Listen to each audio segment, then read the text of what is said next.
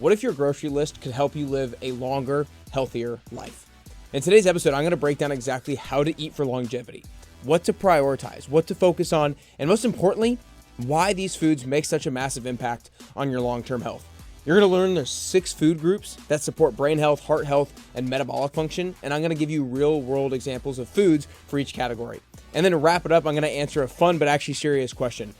The question is this: if I could only eat 6 foods for the rest of my life, and my only goal was to live the longest, healthiest life possible, then what would those foods be? You're going to hear my list and why each one made the cut.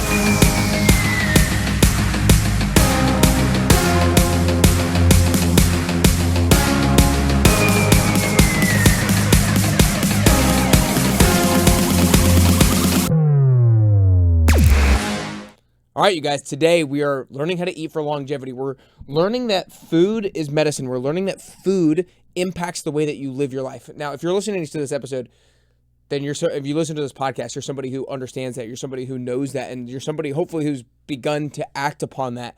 But it truly does. What you eat truly is going to impact your lifespan, but also your health span. Your lifespan meaning how long you're actually going to live. Your health span is how long you're going to live healthily.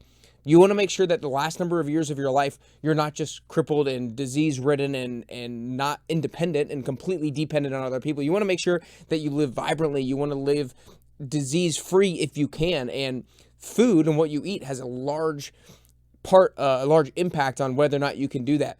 Brain health, heart health, so many other things, your muscle health, so many other things can be impacted by how you eat. Now, look, one of the things I want to make sure that I don't force you into thinking is like obsessing that if you don't do all of these things all the time for the rest of your life, that you're screwed. Like, this is not about perfection, but it's about stacking the odds in favor of your health long term. So we're going to go through 6 different food groups today.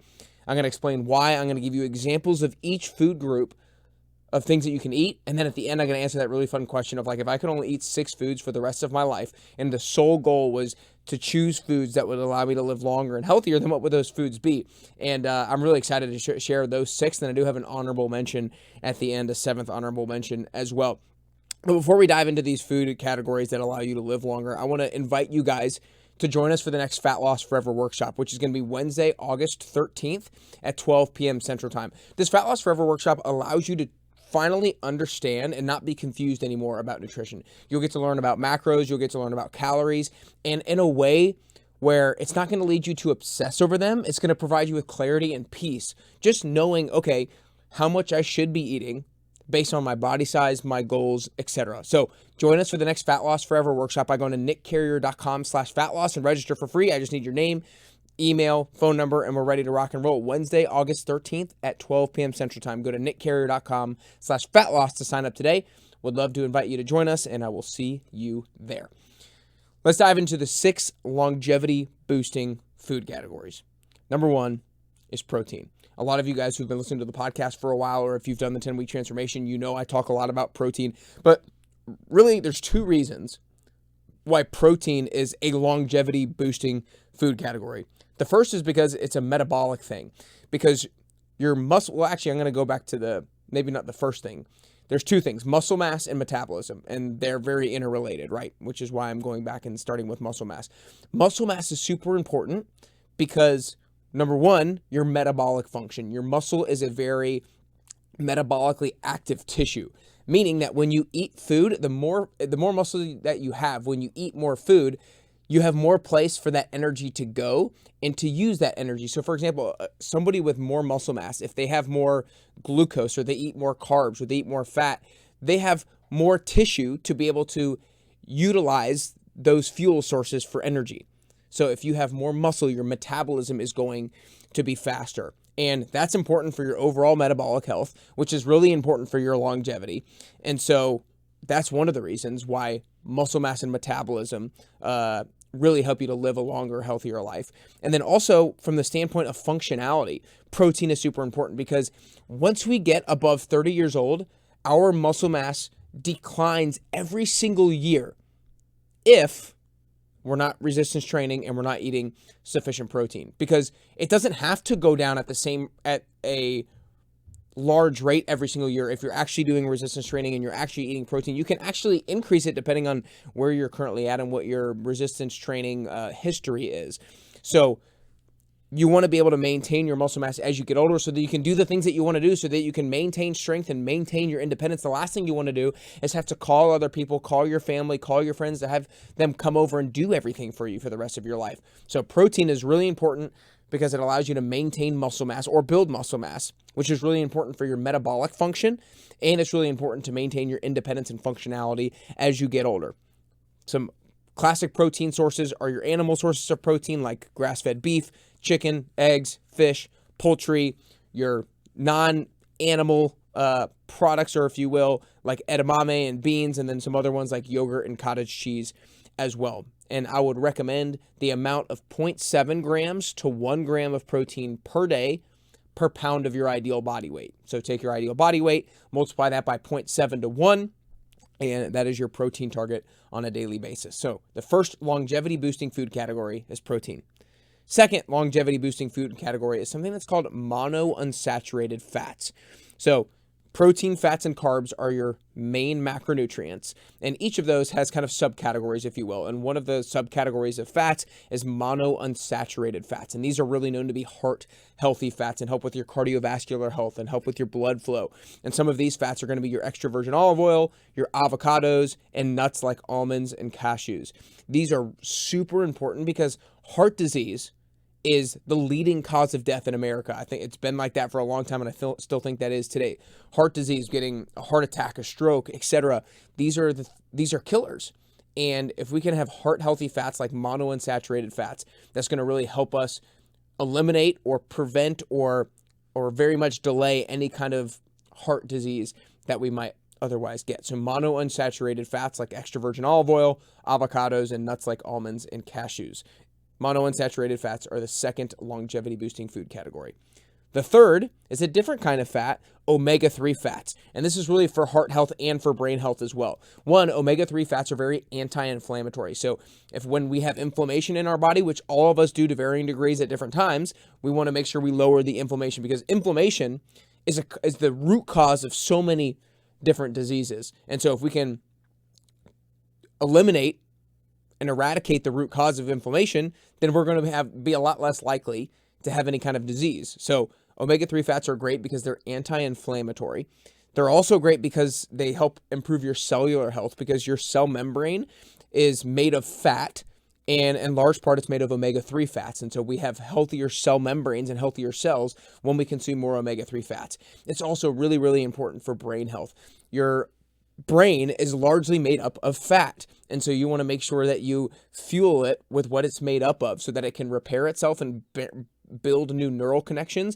And it is really, in my opinion, and in the opinion of a lot of people who are in the science world, omega-3 fats are a huge thing when it comes to decreasing your risk of Alzheimer's and dementia. So omega-3 fats, I'm not going to get into too much of the weeds of omega-3 fats, but there's DHA and there's EPA, and you really want to, and ALA. So DHA, EPA, and ALA. And you want to make sure that you're getting DHA in particular for brain health. So wild fish, like salmon, cod, sardines, and then some of the other omega-3 fats that are ALA come from plant sources like walnuts, flax seeds, chia seeds, and things of that nature. But you really want to make sure you're getting in fatty fish 2, 3, 4 times a week would be great. So the third longevity boosting food category is omega-3 fats. The fourth is going to be colorful foods. Colorful foods are the reason why they are pigmented or why they're colored is because of the phytonutrients and the antioxidants that they are made up of. So red fruits and vegetables, oranges and yellows, your greens, your blues and purples, your whites and browns, each of those different colors of fruits and vegetables have different antioxidants, have different phytonutrients, have different properties that provide you with different benefits. And one of the terms that I would really recommend you guys look up and learn a little bit about is this thing called oxidative stress. So basically, within our body, we have a buildup of free radicals and antioxidants. Free radicals are things that come from things like poor diet, chemicals in our food, pollutants, and free radicals damage our cells and make them function not as well as they could normally do. Let's just keep it at that level of simplicity. Antioxidants help to neutralize and cancel out these free radicals. And so if you try to think about it simplistically and you kind of think about the inside of your body, we have a population of free radicals and we have a population of antioxidants. If antioxidants are equal to free radicals, then they can neutralize all of them and we're good. And our cells will continue to function the way they're supposed to function. If there are more free radicals than there's antioxidants, then antioxidants can't neutralize all of them. And so those free radicals are going to damage our cells, and that's going to lead to different immune system issues and different issues immediately and down the road. And so we want to make sure the population of antioxidants outweigh the population of free radicals, because all of us are going to have some level of free radicals because of things that we cannot necessarily control, whether that's pollutants or chemicals. And then, all of us are going to have unhealthy foods now and then that build up free radicals inside of our body as well. But as long as antioxidants outweigh free radicals, that's what we're really going for. So if we can really make sure that we increase our antioxidants inside of our body by consuming all of these different colors of fruits and vegetables, then that's key. And then we want to make sure we decrease the intake of free radicals via poor diet, chemicals, pollutants, etc. And so the foods that I just want you to think about are the colors red, orange and yellow, greens, blues and purples, whites and browns. And from that, you can kind of build out a list of the different types of foods. So colorful foods are going to be great for your immune system and therefore your long-term health span and lifespan. So that is the fourth longevity category. Your fifth category is going to be fiber. Again, those of you guys who've listened to the podcast for a while or have known the 10-week transformation, I talk about fiber all the time. I really think fiber is like maybe the most important thing that you can track from your overall health, your longevity, your body composition, things like that. Fiber is really important for your digestive health, your metabolic health, your gut health. There's so many different things that I'm not going to go into the weeds too much during this podcast because I go into the weeds in different podcasts about fiber. But like I said, it's really important for your metabolic health for a few different reasons. One, fiber is very filling, so it ensures that you don't overconsume on calories. It's really important for your gut health because our gut is made up of bacteria, good bacteria and bad bacteria for simplicity. And that good bacteria wants to stay around and stay with a high level of population. And that good bacteria feeds on fiber. And so if you want to make sure your gut health is optimized, you want to make sure you feed the good bacteria with fiber. And that way the good bacteria outweigh the bad bacteria, because if it's the other way around, that's called gut dysbiosis. And you're going to have a whole host of issues because of that. And so the fiber sources that I always recommend to people, starting off with vegetables, some examples being broccoli, Brussels sprouts, cauliflower, asparagus, etc. Second category is fruit. Think of berries are your highest fruit sources of fiber, but then you can also think of apples. You can think of fruits with skin primarily have higher amounts of fiber. Then your starches, your grains, and your legumes, I kind of bucket those into one. So potatoes, rice, quinoa, lentils, black beans, etc. And then lastly, your nuts and your seeds. So your chia, flax, hemp seeds, things of that nature. The sixth and final longevity boosting food category is going to be your probiotics and your fermented foods. Like I mentioned before, to go back to gut health, there's good bacteria and there's bad bacteria. If the bad bacteria outweigh the good bacteria, that's what's called gut dysbiosis. That causes what's called gut permeability. So that causes what's called leaky gut. So basically, your gut has a lining to it, and you want that lining to be nice and tight because you don't want anything from your gut to leak out into your bloodstream. So you want a tight lining with tight junctions. If we have gut dysbiosis, that can lead to leaky gut, which means the lining is not tight. It's permeable. It's penetrable. And so that stuff can go out into your bloodstream and cause inflammation. And inflammation, like I said, is the root cause of a lot of other issues. And so probiotic foods have live bacteria in them, good live bacteria in them that help to populate your gut microbiome. So probiotic foods, fermented foods, populate your gut microbiome with good bacteria. Eating fibrous foods help to feed that good bacteria to keep it around. So some of these probiotic and fermented foods are going to be yogurt, sauerkraut, kefir, kimchi, kombucha. These are some great examples of foods that will help to populate your gut microbiome with good bacteria. So your 6 longevity boosting food categories are, again, our protein, monounsaturated fats, omega-3 fats, colorful foods, fiber, and probiotics, and fermented foods. I'm getting ready to answer the question, if I can only eat 6 foods for the rest of my life, what would I choose? But before I do that, I want to re-invite you to the Fat Loss Forever workshop that's taking place on Wednesday, August 13th at 12 p.m. Central Time. You guys, I want you to feel confident when you eat. I don't want you to feel lost. I don't want you to feel overwhelmed, because a lot of the feeling of lost and confusion and overwhelm is simply because of lack of education, or just confusion of too much education and a lack of clarity on which information is actually accurate and right. And I want to break it down simply so that you feel more empowered and more confident than ever before with your food choices. And that's exactly what you're going to leave feeling like when you attend the Fat Loss Forever workshop. So Wednesday, August 13th at 12 p.m. Central Time, go to nickcarrier.com/fatloss to sign up for free today. You'll hop on a Zoom call with me and a bunch of others. Go to nickcarrier.com/fatloss to join for free today. nickcarrier.com/fatloss. All right.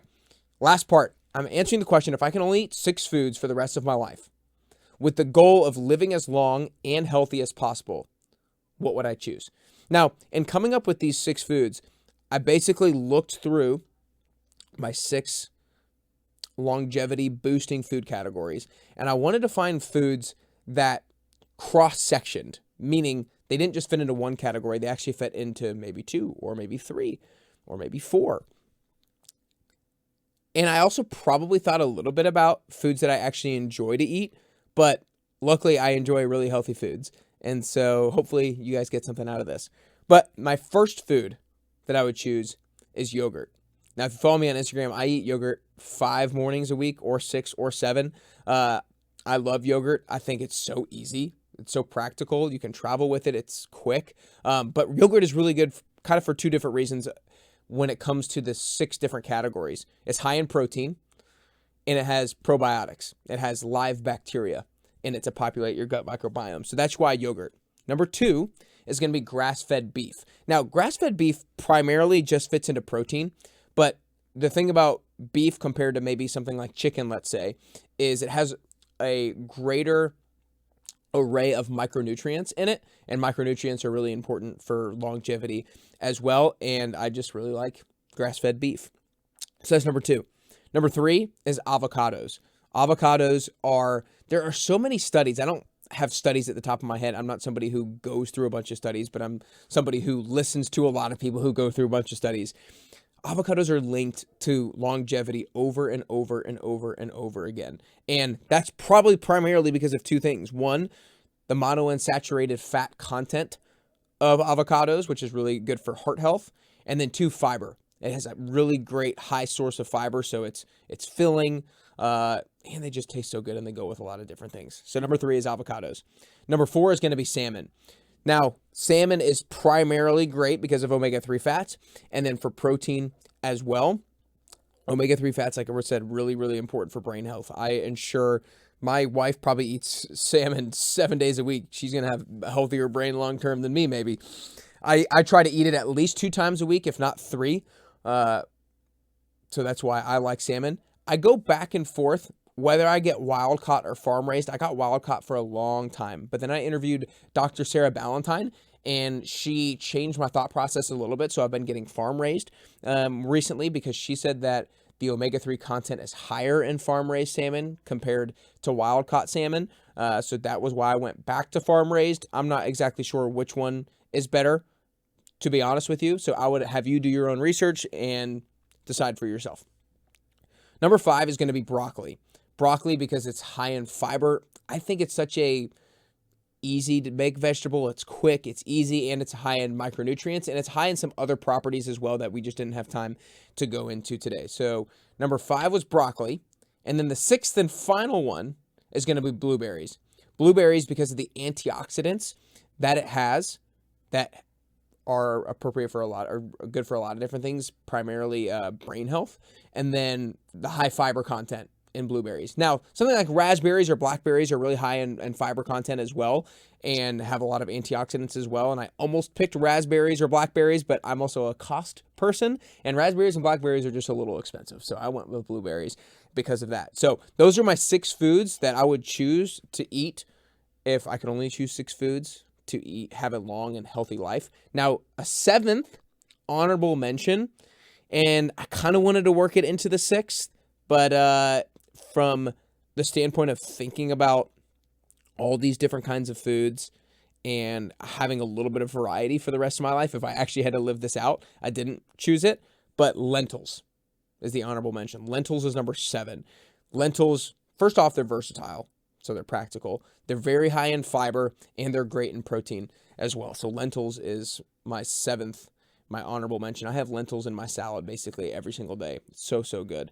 So that's what it is, y'all. Eating for longevity. Hopefully this didn't overcomplicate things for you. Hopefully this made it simple for you, because what I would really recommend your takeaway from this, I'm a big note taker, and I know some of you guys are as well, but what I would hope you do from this is you list 1 to 3 foods from each of these 6 categories, and you take notes on the 6 foods that I would eat for the rest of my life, and maybe you like one of them, maybe you like all 6 of them, but I would take notes, and then I would add this to your weekly grocery list. I would add this to the weekly things that you prioritize on a regular basis, because it's going to help reduce inflammation, boost your brain and heart health, and support a thriving metabolism. So protein, monounsaturated fats, omega-3 fats, colorful foods, fiber, and your probiotic/fermented foods. I hope you guys enjoyed today's episode. If you did, make sure you like and subscribe to the show. If you're listening on Apple Podcasts or Spotify, make sure you hit that follow button. If you're watching on YouTube, hit that like and subscribe button down below, y'all. We're going to continue to have amazing episodes coming out. We're going to release these interview episodes now in the new studio very soon, so be on your edge of your seat for that. I would also recommend, if you liked this episode, that you watch this episode that I did with Gary Brecka on anti-aging and longevity. This is one of our best performing interviews of all time, and I really think that you would enjoy listening to it as well. So I hope you enjoyed today. I hope you can start to implement these things so that you can start getting closer to the healthiest version of yourself, and ultimately get closer and closer to your best you.